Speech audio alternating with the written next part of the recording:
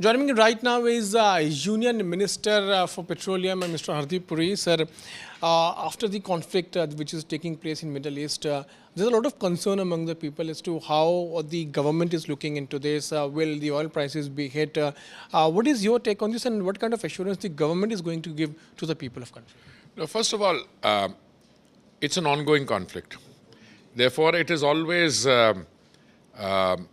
prudent in an ongoing conflict not to speculate. The fact of the matter is that those who are expressing concern are basing their concerns on an evolving military conflict, which is escalating, and there are no two doubts about it. So the concern is not about the government. The government has to respond to that concern.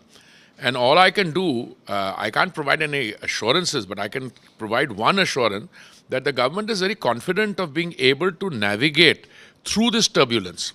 What do I mean? Here, the primary concern of the consumer is on prices. Will the price of energy at the retail bunk, I mean the point at which people go to fill up their cars, and you know in India that's a very massive number.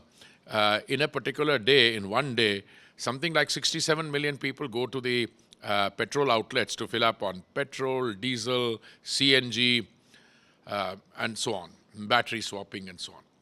Now, I can tell you that why I am reasonably confident, and I choose my words carefully.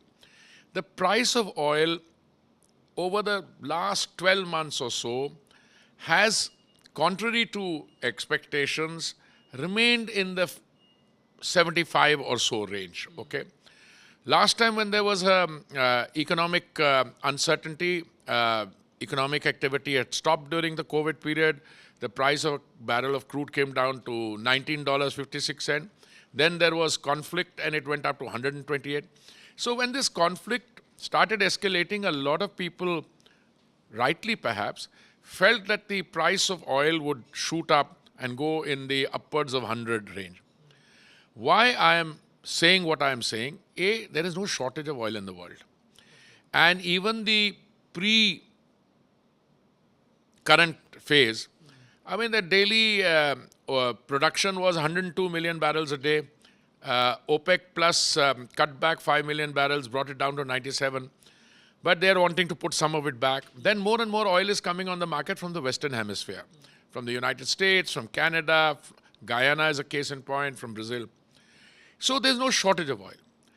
Second reason why I'm not unduly worried, I'm like any petroleum minister or energy minister anywhere in the world should be watching this very carefully. We are watching it.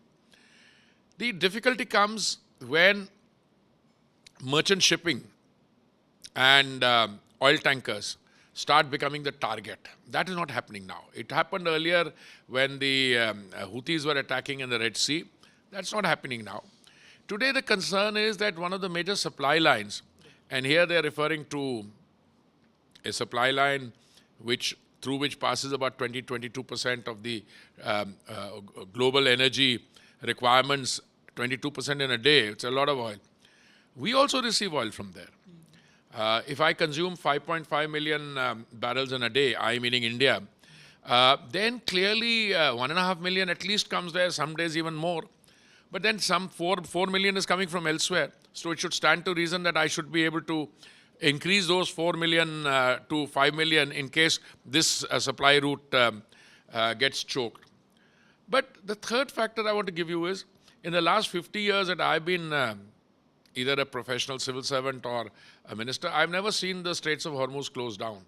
It would not appear to be in anyone's interest, because it's not in the interest of the producing countries to close it down. It would not be in the interest of the consuming countries, and China is a major consumer. Iran is a major user. It's Iranian oil.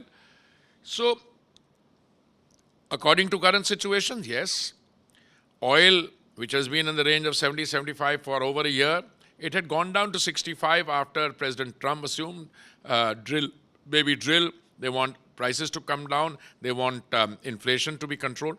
But there's another thing. The fact of the matter is, oil below 65 does not appear to be very viable for shale gas production as well. They would want it to be slightly higher. But today, oil is at 76. That is, again, on the reduced side, slightly on the higher side, but it's not alarmingly high. Is the market discounting further escalation? I don't know. We'll have to watch. If this happens and this supply chain hits, are there other options, other routes where we can switch We to? have diversified our sources of supply. We used to buy from 27 countries. We are buying from 40 countries. We bought from Argentina 2 consignments, and that's the 40th country. We also produce a fair amount, not very significant, fair amount, which we export. We can stop exporting and can use. So I'm not too worried about that. Yes, we will watch the situation carefully. We will navigate it, and if any measures have to be taken, which are time bound, yes, insurance rates will go up. I think they've already gone up a bit. Freight rates, if there's a rerouting, just now rerouting is not taking place.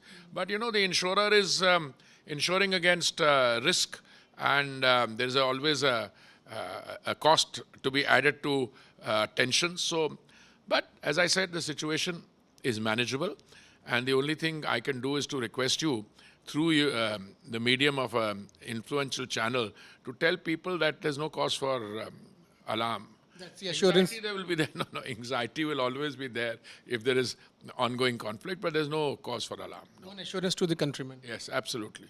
Okay. So that's the message also coming in from Union Petroleum Minister that there's no need to worry, but if situation further escalates, then it can easily be managed. With video journalist Deepak, I'm Piyush Mishra in Delhi for Near Day.